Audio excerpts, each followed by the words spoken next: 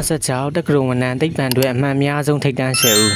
မင်္ဂလာပါခင်ဗျာဒီနေ့မနက်ပိုင်းမှာတော့2026ခုနှစ်ရဲ့တက္ကသိုလ်ဝန်ထမ်းစာမွေးရလဒ်တွေထွက်ပေါ်လာခဲ့ပြီးဖြစ်တယ်လို့တနိုင်ငံလုံးအတိုင်းအတာနဲ့အမှန်အများဆုံးရရှိခဲ့ကြတဲ့ထိပ်တန်း10ဦးလည်းထွက်ပေါ်လာခဲ့ပါပြီဒီနေ့မှာတော့ဂုဏ်စရာကောင်းလာတဲ့ဒီထူးချွန်ကျောင်းသားတွေရဲ့ရမှတ်နဲ့အောင်မြင်ခဲ့တဲ့ကျောင်းတွေကိုစူးစီးတင်ဆက်ပေးမှာမို့ဒီဗီဒီယိုလေးကိုအဆုံးထိကြည့်သွားပေးကြပါအောင်ခင်ဗျာပထမဦးစွာဖြင့်တနိုင်ငံလုံးမှာအမှန်အများဆုံး962မှတ်နဲ့နံပါတ်1နေရာကိုရရှိသွားတဲ့လူကတော့မန္တလေးတိုင်းဒေသကြီးချိုင်းဒါဆန်မြို့နယ်ကပ္ပက CAE ကျောင်းကမတီတီစုပဲဖြစ်ပါတယ်ဒုတိယနေရာမှာကတော့အမှန်ပေါင်း956မှတ်စီနဲ့ပူးတွဲရက်တည်နေသူ2ဦးရှိပါတယ်သူတို့ကတော့မကွေးမြို့ကပ္ပကဒီဝလျံကျောင်းကမအေချမ်းမြေနဲ့မဟာအောင်မြင်မြို့နယ်ကပ္ပကစံဟင်းကျောင်းကမောင်စီတူဘိုတို့ပဲဖြစ်ပါတယ်ဆက်လက်ပြီးအမှန်ပေါင်း953မှတ်နဲ့တကုံမြို့နယ်အထက်ကတိကမတက်နှင်းဆန်ဖြစ်ပြီးပြင်စမနေရာမှာတော့အမှန်ပေါင်း952မှတ်နဲ့မကွေးမြို့ကပ္ပကဒီဝလျံကျောင်းကမောင်ညံဟင်းဝေပဲဖြစ်ပါတယ်ရမှန်952မှတ်ချင်းတူညီပြီးပူးတွဲရက်တည်နေကြသူ3ဦးကတော့ချမ်းအိတာဆန်ကပ္ပက CAE ကျောင်းကမစင်မေဖုံးမြတ်မဟာအောင်မြေကပ္ပကအလင်းနှန်းကမအီကေစင်နဲ့